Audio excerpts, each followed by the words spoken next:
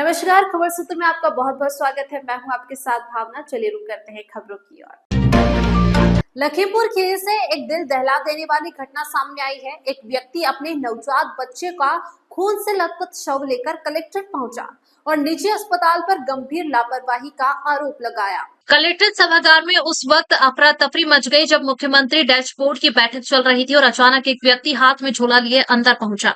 झोले में नवजात का शव था। आदमी रो रो कर अपनी आप बीती सुनाता रहा। उसका आरोप है कि गोलदार नाम के निजी अस्पताल ने उसकी गर्भवती पत्नी को प्रसव कराने से इनकार कर धक्के देकर बाहर निकाल दिया। पत्नी के साथ अभद्र व्यवहार किया गया और समय पर इलाज न मिलने से बच्चे की मौत हो गई। इतना सुनते ही डीएम दुर्गा शक्ति नागपाल ने तत्काल कार्रवाई करते हुए अस्पताल को सील करने और वहां भर्ती मरीजों को जिला महिला अस्पताल में शिफ्ट कराने का आदेश दिया। साथ ही महिला को दूसरे अस्पताल में भर्ती कराया गया।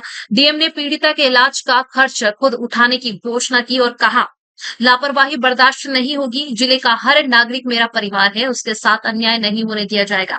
इधर मामले की गंभीरता को देखते हुए उत्तर प्रदेश के उप मुख्यमंत्री ब्रजेश पाठक ने भी बयान जारी किया। लखीमपुर की घटना पर बेहद दुख जताया है। साथ ही लखीमपुर खीरी की यह घटना एक बार फिर स्वास्थ्य सेवाओं की लापरवाही पर सवाल खड़े करती है। सवाल यह है कि आखिर कब तक मरीजों की जान अस्पतालों की मनमानी की भीड़ चढ़ती रहेगी। उसके शासन स्तर से जांच के निर्देश दिए हैं। तत्काल प्रभाव से उस निजी चिकित्सालय को सील कर दिया गया है और मुख्य चिकित्सा अधिकारी को कहा गया है कि पूरे केस की पड़ताल करके तत्काल रिपोर्ट शासन को सौंपे और उसकी जो महिला है उसके सरकार का खर्च पूरा सरकार उठाएगी और लगातार उसकी मॉनिटरिंग हम लोग सीधा कर रहे हैं। सर, पूजा पाल आरोप लगा रहे हैं कि पति की तरह देखिए, आप जानते हैं कि पूजा पाल के साथ जो अत्याचार अनाचार समाजवादी पार्टी ने किया है, मानसिक उत्पीड़न किया है, प्रदेश की जनता अच्छी तरह समझती है कि एक अति पिछड़े समुदाय से आने वाली बहन बेटी के साथ जो समाजवादी पार्टी के नेताओं द्वारा अपकृत्य किया गया है, उत्तर प्रदेश के लोग कभी इसे स्वीकार नहीं करेंगे और समाजवादी पार्टी को इसका खामियाजा भुगतना पड़ेगा। बच्चा भर्ती करवाया था, यहाँ पे बच्चा भर्ती करा तो बोले अगर नॉर्मल होगा तो 10,000 रुपये लगेंगे और अगर चीरा लगेगा हल्का तो 12,000 रुपये लगेंगे।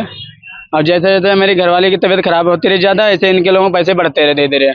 हमने पैसे रात को 2:30 बजे लेके आए थे और यहाँ दे दे इनकी। हमने कहा अगर नहीं आपके बस की बात है तो आप दूसरी जगह बताइए तो हम लेके जाए। बोले नहीं, यहीं सारा काम हो जाएगा।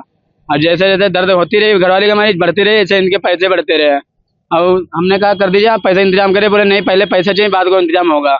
इन लोगों ने हाथ नहीं लगा। मेरी घरवाली ऐसे चिल्लाती रही, हाथ डाल के बिल्कुल फिर सारा निकाल दिया उसकी घरवाली बिल्कुल जाने की बच्चे के माई चले। फिर जिनने मना कर फिर डायरेक्ट वहाँ से मेरी घरवाली को पकड़ के अपनी नर्स भेज के वहाँ पे हमारी घरवाली धक्का देते वहाँ रोड पे जाके। फिर हम लोगों ने जब डायरेक्ट मना किया तब हम वहाँ सर्जन के यहाँ लेके गए। अभी फिर सर्जन के यहाँ लेके गए थे कल। यहाँ पहले वहाँ डीएम कप्तान के साथ यहाँ गए, कप्तान के पास फिर सोमो के पास गए डीएम। वहाँ से फिर बोले जाओ हम तुम्हारी कार्रवाई के, वो साथ में आए हुए हैं। जी, झोले में बच्चा था सर, ले कल तक घूम रहे, बताओ बच्चे के लिए।